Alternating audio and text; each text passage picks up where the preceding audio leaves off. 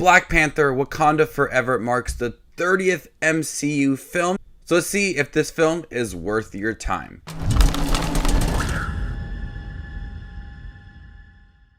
Hey everybody, my name is Justin here. I try to watch everything that hits theaters and on streaming services. If you guys are like me, make sure to hit that subscribe button down below for more up and coming content. The people of Wakanda fight to protect their home from intervening world powers as they mourn the death of T'Challa. Ryan Coogler, Kevin Feige, pretty much anybody involved in Black Panther Wakanda Forever had the hardest task of bringing this film forth after the death of Chadwick Boseman. How were they able to bring the world of Black Panther into the MCU again without having King T'Challa within the film?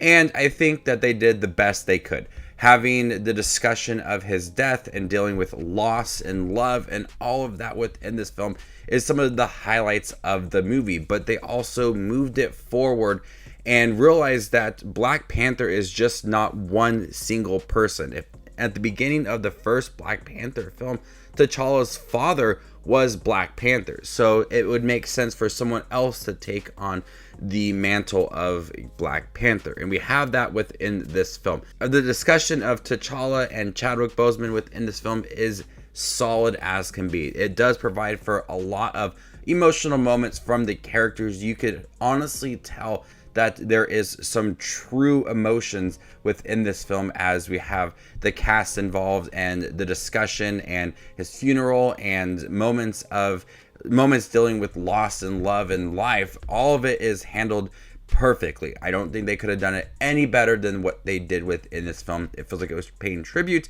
to him and Chadwick Boseman as well, but also realizing that they need to move forward. So that was a strong point within this film. We do have Namor in here. I was really looking forward to having Namor in here. I thought they did a great job of exploring this character and his world. There's a lot of flashbacks to his people, his mother, him as a child, and his views on today's world. Wanting this war on Wakanda to stop the people from getting vibranium. There was a lot of exploration of Namor's past, who he is, his views, and his world as well. He fit nicely into the MCU, and I can't wait to see what they do with that rest of the world in the future.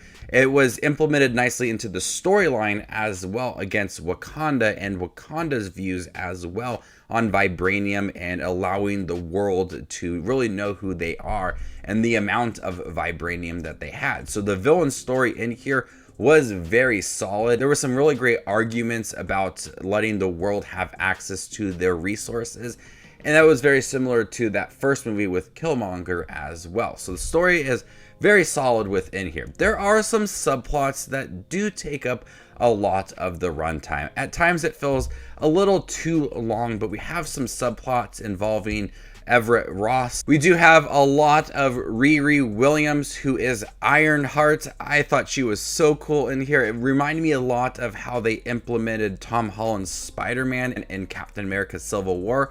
They realized her potential and they brought her into the film, and she worked nicely alongside everybody in Wakanda.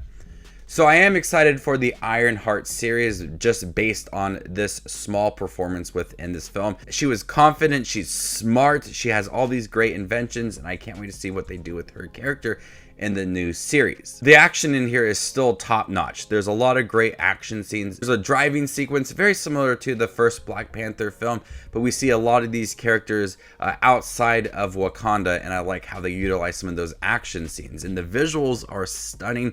A lot of the underwater sequences still exploring Wakanda and new suits and different abilities from other characters. They do a nice job of having different visuals and a lot of exploration of different worlds, different technology. It's so cool to see all of that within here. But the main character in here is Shuri. I love her in this film. I loved her in the first Black Panther. She felt like a minor character in that film, but she has a lot to do in here. She is still dealing with the loss of her brother and the pressure of taking on the Black Panther mantle. Does she do it or does she not do it? She has her own thing that she likes to do with technology and creating new resources for Wakanda, but she gets so involved with a lot of things, and her relationship with Namor, that back and forth, their arguments as they're trying to realize things about each other's world. she has a chance to become a solid character in the MCU as a main character within this film.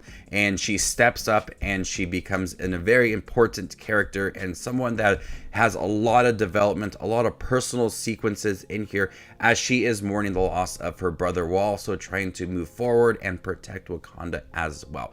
So there's a lot of great exploration of this character, and it's probably one of the best parts in here. So Black Panther Wakanda Forever, I love what it did explore, and I loved Namor's world and what they did with his character within this film. The acting from everybody is really good. There's a lot of emotional scenes. It's very personal story as well. Not only for Namor, but the people related to him as well. There's a lot of personal storylines for everybody within here. They had a hard task with Chadwick Boseman's death. It is very emotional, but I thought they handled it in the best way possible with the discussion, constantly talking about love, loss, and life, and then also how can they move forward. And the mid-credit scene teases what they could do moving forward with the story of Black Panther and Wakanda as well.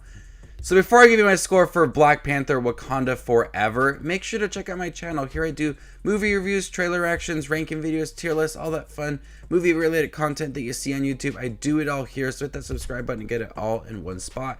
And if you'd like to see where Black Panther Wakanda Forever ranks amongst all the other 2022 releases and the MCU films this year, follow me on Letterboxd and there you can find my ranking. Stay tuned for more up and coming MCU ranking videos this week. I'm going to go ahead and give Black Panther Wakanda Forever a B+. Thank you guys for checking my review for Black Panther Wakanda Forever. Have you guys seen it in theaters? What do you think about it? Let me know in the comment section down below and stay tuned for more up and coming content like this. My name is Just Watches Movies, and you guys stay classy, YouTube.